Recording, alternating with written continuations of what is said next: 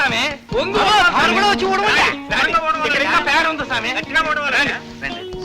వచ్చి ఆ భోగి తిందులు వేసండి బొట్లో వేసుకోండి. థ్యాంక్ యూ ఇస్తున్నారండి అట్లా చూడండి. నవ్వండి ప్లీజ్. డబ్బులన్నీ ఆడు దొబ్బేసి మా శాతి పెంట కుప్పలన్నీ ఎత్తేస్తున్నాడు. ఈ కౌన్సిలర్ పదవి కన్నా కక్కల దొడ్లు ఊరుకోవడం మెరుగు. Sir 1 steel. సార్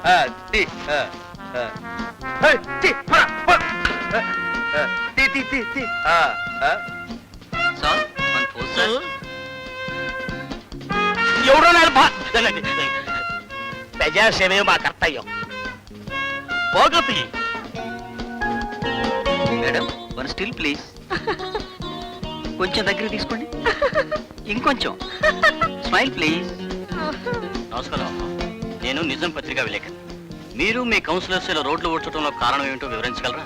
నా మున్సిపాలిటీ, నా రోడ్లు, నాకు ఓట్లు ఇచ్చిన నా ప్రజల మురికి వదలగొట్టడమే నా ధ్యేయం. నగరంలో మెదడువాపు వ్యాధి ఉంది కదా, మీరేం చర్య తీసుకుంటున్నారు? అందుకే కదా ఊరంతా సింబడం మొదలెట్టాము. మా మున్సిపాలిటీలో మెదడాపు ఎక్కువ మందికి వచ్చినందుకు మాకు ఎంత గర్వంగా ఉందనే. ఎందుకంటే ఎక్కువ మందికి మెదడు ఉందని ఇప్పుడే కదా తెలిసిందే. ఏందలా నోరు తెరుచుకున్నావు? రాసుకో. వీడికి మెదడు ఉంటే కదా వాపు రావడానికి. మున్సిపల్ చైర్మన్ జగపతి గారు, 1వ వార్డు కౌన్సిలర్ అక్కయ్య గారు, 2వ వార్డు కౌన్సిలర్ సావిత్రి గారు, 3వ వార్డు కౌన్సిలర్ కక్కయ్య గారు. ఇదిగో చైర్మన్, ఇక ముందు ఇలా చెత్త చెదారాలు ఎత్తే కార్యక్రమాలు ఎట్టావో మేమంతా ప్రతిపక్షాల్లో చేరిపోతాం. అయినా ఎవరి కోసం ఈ ప్రజాసేవ? మన కోసమేనయ్యా. ఈ జనం సంగతి మీకు తెలియదు. ఒళ్ళంతా వాతలు పెట్టి కాస్త రాసుకోవటానికి వెన్నపోసిస్తే చాలు, సంతోషిస్తారు. మనం ఎన్ని వెధవ పనులు చేసినా ఇలాంటి వాటితో కప్పెట్టచ్చు. ఏంటో మా వ్యాపారాలన్నీ మూయించి కౌన్సిలర్లను చేతివా? 1,00,000 రూపాయలు వార్డు మీద పోతే 10,000 రాకపోయా? ఎట్టాగా సచ్చేది?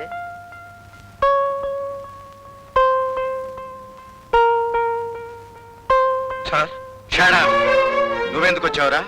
ఓ బయటికి. రే, మేమంతా అఫీషియల్ వర్క్ లో ఉన్నప్పుడు డిస్టర్బ్ చేస్తావా? ఓ బయటికి. సార్, ఈ ఫైల్లో అర్జెంట్ గా మీ సంతకాలు కావాలండి. Get out. పిలిచినప్పుడు రా. అసలు సంగతి మర్చిపోయాను. మన మున్సిపాలిటీకి 1000 పంపులు శాంక్షన్ అయ్యాయి. ఒక్కొక్క కౌన్సిలర్ కి 10 పంపులు ఇస్తున్నాను. పంపు 10,000కి అమ్ముకోండి, సరేనా? ఓరి నియ్యిస్కిలో సావిత్రి నాలికి ముంచ ఎంత మాట. చైర్మన్ కి మన మున్సిపాలిటీ స్కూళ్ళకి 50 టీచర్ పోస్టులు శాంక్షన్ అయ్యాయి. ఒక్కొక్క కౌన్సిలర్ కి 2 పోస్టులు ఇస్తున్నాను. పోస్ట్ 15,000కి అమ్మేసుకోండి. పూర్ణాయను ఎంత లాభం? ఎంత లాభం? నేను ప్రతిపక్షాల్లో చేరటం విరమించుకున్నా. ఈ ఆట నుంచి నా ప్రజలకే సేవ చేస్తా.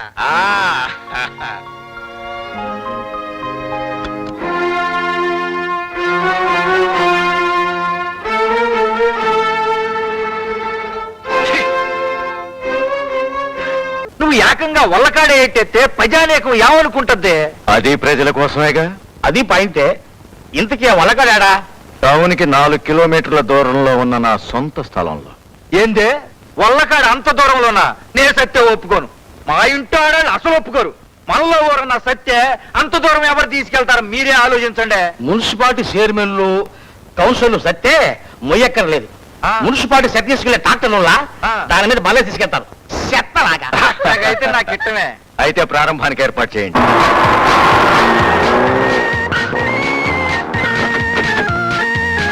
ఎక్కడున్నాయి మన ఏర్పాట్లు? Good morning sir. నమస్కారం సార్.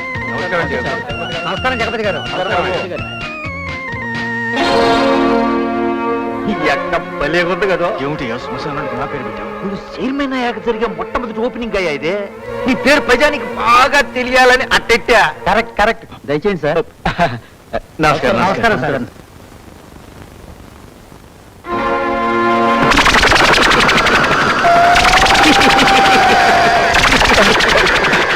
ఈడెవడరా?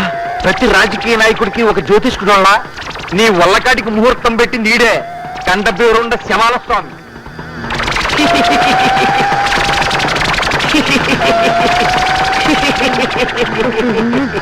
సోదరులారా, ఇవాళ మన పట్టణ చరిత్రలో గొప్ప జనం. ఆయన చేతులతో ప్రారంభింపబడిన ఈ వల్లకాడు చుట్టూ ఉన్న పొలాలన్నింటినీ కలుపుకుని ఎప్పుడూ శవాలతో కలకల్లాడుతూ ఉండాలని ఆయన ఆశయం. Very good very good.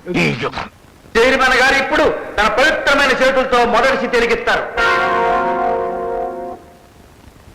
కట్టెలు ఊరికే పోతా ఉన్నాయే, ఎవరిదైనా గొప్ప శవం ఉంటే బాగున్నా. Correct correct. గొప్పోడి శవమా? ఎవరున్నారబ్బా గొప్పోడు మీలో?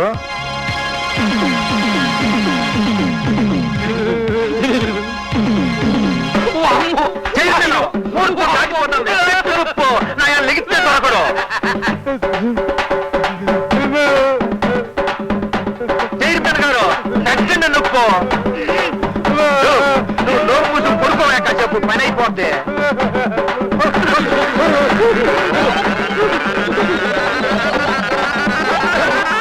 అబ్బా తీసుకోండి, ముహూర్తం టైం దాటిపోతుంది. అబ్బా వల్లకాడ అభివృద్ధి అయిపోద్ది. తీసుకోండి తీసుకోండి అంటే తను అంటుంది.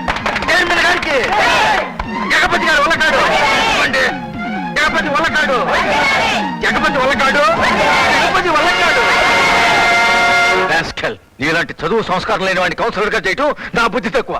పైగా ఆ వల్లకాటికి నా పేరేమిటి? జగపతి శ్మశాన వాటికని. Very nice very nice. అయితే బ్యాడ్ బ్యాడ్.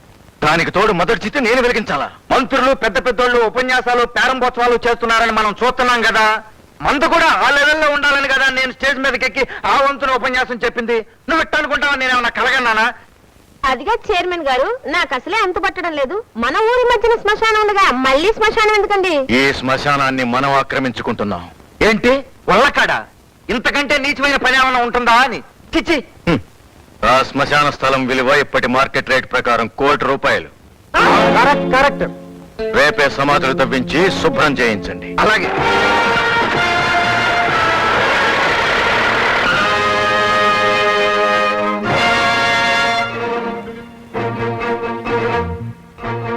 వల్లకాట్లో గుడిసిలేసే పకీర్ నాయాళ్ళు ఎవర్రా?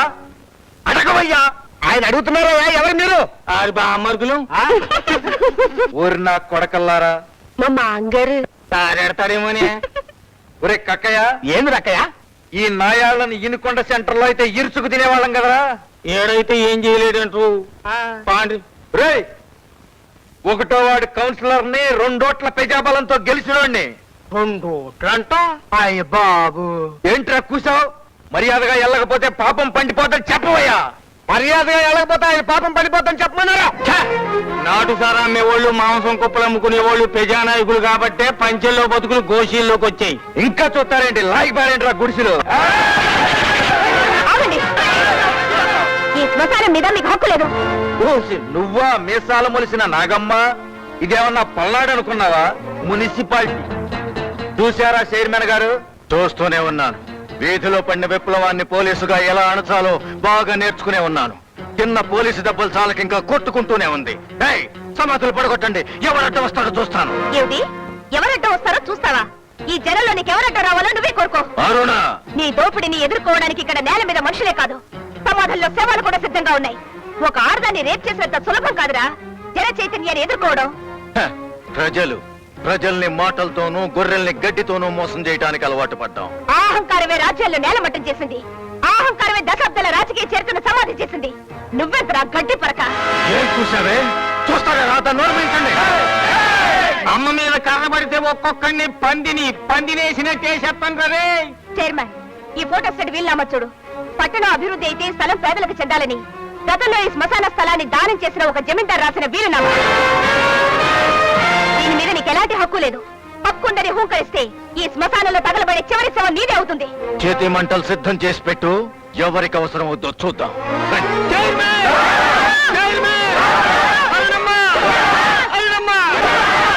ఇంతలో చైర్మన్ ని దీంతో సమానంగా చూసిందా? అలవెందుకుతో సమానంగా చూస్తే సంతోషమే. కుక్క కాకిలోకువా, నీకు మేవులోకువా? దాన్ని ఏదో ఒకటి చెయ్యకపోతే నేను ఈ కౌన్సిలర్ పదవికి రాజీనామా చేసి సారా కొట్టేట్టుకుంటా.